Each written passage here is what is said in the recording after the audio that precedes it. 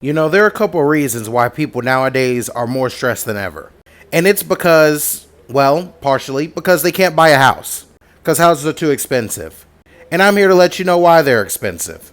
It's in large part because these huge corporations are buying up houses and then renting them out at way higher prices than they should be rented out for. In other words, what's going on is what's been going on since like 2016, maybe even way before that.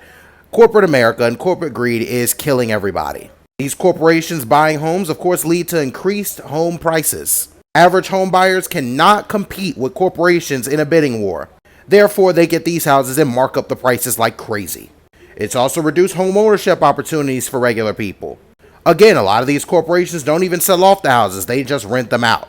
Why sell a house off for a one-time profit when you can keep collecting thousands and thousands of dollars from one person for months?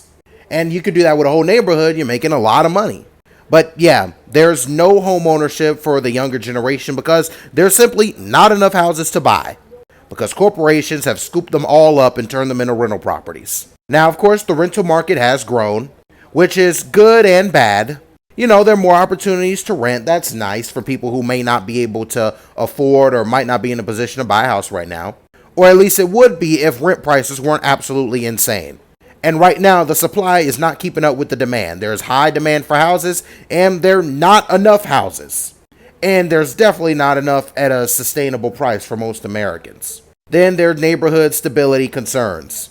With rentals going up and more rental properties being available, less people are staying in houses for longer periods of time, which leads to neighborhood instability. People moving in and out, in and out, in and out, not being able to afford the housing anymore. Anything could happen. Corporate landlords may not maintain the properties as well as resident homeowners, which of course leads to properties being damaged and run down, or just in general not cared for, therefore impacting the whole neighborhood on a substantial level.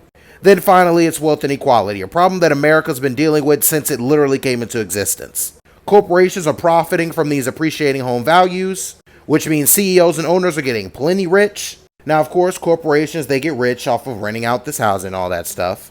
But us regular people don't. When we rent, we literally pay rent. That's it. You can't take advantage of things like appreciating value. If the house appreciates, well, I mean, too bad it's not your house. You're just renting it. You can't invest in a house either because, well, there are just not that many houses to buy right now.